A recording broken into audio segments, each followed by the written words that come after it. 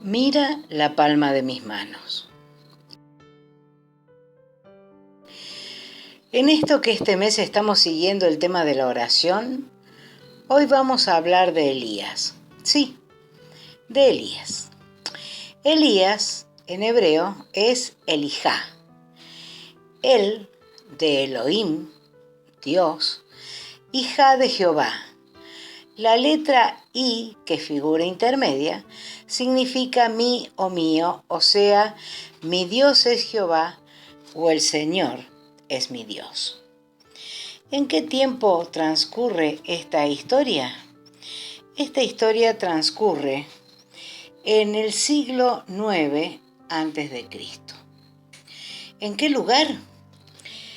En Tisbe. Por eso a Elías lo llamaban Tisbita, zona oriental del río Jordán. No se conoce la ubicación exacta, pero sí se sabe que quedaba en Galaad, una tierra austera, en un lugar de mucha vida al aire libre donde la gente era vigorosa, bronceada por el sol, musculosa, para nada sofisticada, delicada ni diplomática. El país, Israel, llevaba más de 60 años de reyes asesinos que llevaron al pueblo a la incredulidad, homicidios, idolatría, iniquidad. En ese momento reinaba Acab, pero en realidad la que gobernaba al pueblo era su dominante esposa, Jezabel, quien introdujo al pueblo en el culto a Baal, no porque no lo conocieran antes, sino porque ella lo instauró. Dice Primeras Reyes 16:30, y reinó Acab, hijo de Omri, sobre Israel en Samaria 22 años. Y Acab, hijo de Omri, hizo lo malo ante los ojos de Jehová, más que todos los que reinaron antes de él, porque le fue ligera cosa andar en los pecados de Jeroboam, hijo de Nabot, y también tomó por mujer a Jezabel, hija de Etbaal, rey de los Sidonios, y fue y sirvió a Baal y lo adoró, e hizo altar a Baal en el templo de Baal que él edificó en Samaria. Con todo, y con este panorama, Elías se declaraba siervo de Dios.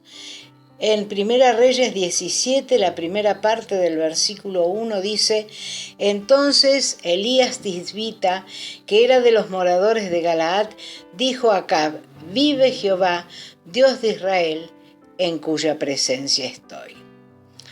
Elías es mencionado varias veces en el Nuevo Testamento, aunque no figura por nombre en la galería de los héroes de la fe. Según Santiago 5:17, dice: Elías era un hombre sujeto a pasiones semejantes a las nuestras, y oró fervientemente para que no lloviese, y no llovió sobre la tierra por 3 años y 6 meses. Y otra vez oró, y el cielo dio lluvia, y la tierra produjo su fruto. Dios lo eligió para confortar a Jesús antes de la cruz, allí en el monte de la Transfiguración, 6 meses antes de la crucifixión. Dice el Evangelio de San Lucas en el capítulo 9 y en el versículo 29. Y entre tanto que oraba, la apariencia de su rostro se hizo otra y su vestido blanco y resplandeciente. Y he aquí 2 varones que hablaban con él, los cuales eran Moisés y Elías, quienes aparecieron rodeados de gloria y hablaban de su partida que iba Jesús a cumplir en Jerusalén. Y Pedro y los que estaban con él estaban rendidos de sueño, mas permaneciendo despiertos vieron la gloria de Jesús y a los 2 varones que estaban con él. Podemos decir que era un hombre de oración, obediencia y gran fe. Primera Reyes 17 dice: entonces Elías Tisbita, que era de los moradores de Galaad, dijo a Acab: vive Jehová, Dios de Israel, en cuya presencia estoy, que no habrá lluvia ni rocío en estos años, sino por mi palabra. Y vino a él palabra de Jehová diciendo: apártate de aquí y vuélvete al oriente y escóndete en el arroyo de Querit, que está frente al Jordán. Beberás del arroyo y yo he mandado a los cuervos que te den allí de comer. Y él fue e hizo conforme a la palabra de Jehová, pues se fue y vivió junto al arroyo de Querid, que está frente al Jordán. Y los cuervos traían pan y carne por la mañana, y pan y carne por la tarde, y bebía del arroyo. Pasados algunos días se secó el arroyo, porque no había llovido sobre la tierra. La voz de Dios vino a Elías y le dijo muy claramente que hiciera dos cosas. Apártate, escóndete. Vete, sí, vete allí, permanece allí en el aislamiento, en la soledad, en la lejanía. Si bien no se conoce exactamente dónde quedaba el arroyo de Querit, se sabe que quedaba al oriente del río Jordán y que su nombre significaba en hebreo cortar, tronchar, queriendo simbolizar ser cortado de la compañía de los demás o de las bendiciones de un pacto. Obedeció el mandato de Dios y se dirigió al lugar. Estaba solo, absolutamente solo. Nadie pasaba para conversar, nadie a quien saludar, solo el agua del arroyo. Sí, arroyo para beber, arroyo para refrescarse, arroyo para la higiene, así, día tras día, y una buena comida de pan y carne 2 veces al día. Parece que fue Dios quien inventó los delivery, empresa Los Cuervos, eficiencia y puntualidad, directamente de la cocina de Dios a su mesa. Esto por algún tiempo, porque las serpenteantes aguas dejaron de burbujear, fueron disminuyendo su caudal y empezó a disminuir, y un día, después de un tiempo, el arroyo se secó. Él era un privilegiado porque en medio de una creciente sequía tenía agua, disfrutaba el agua. Podría haber dicho, ¿qué pasa, Dios? A mí que soy el profeta, yo que me enfrenté a ese terrible rey Acab, ¿también me va a afectar la sequía?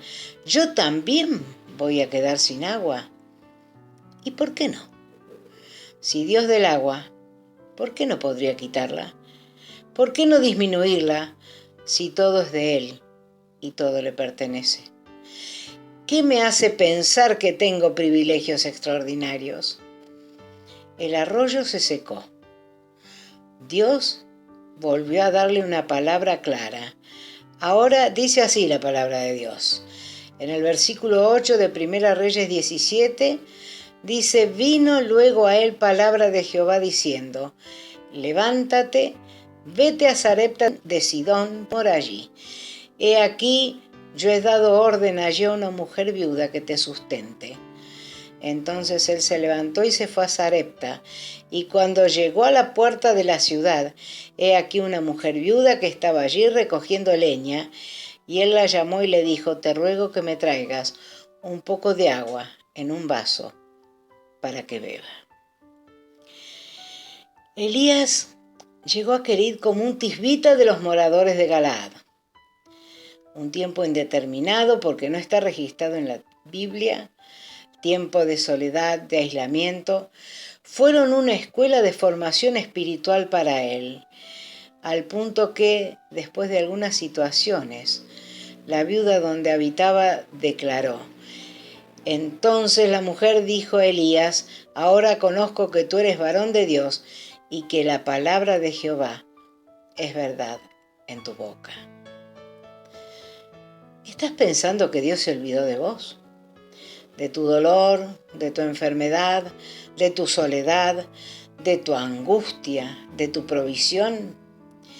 Mirá lo que el mismo Dios dice en Isaías capítulo 49, versículo 14. Pero Sión dijo: me dejó Jehová, y el Señor se olvidó de mí.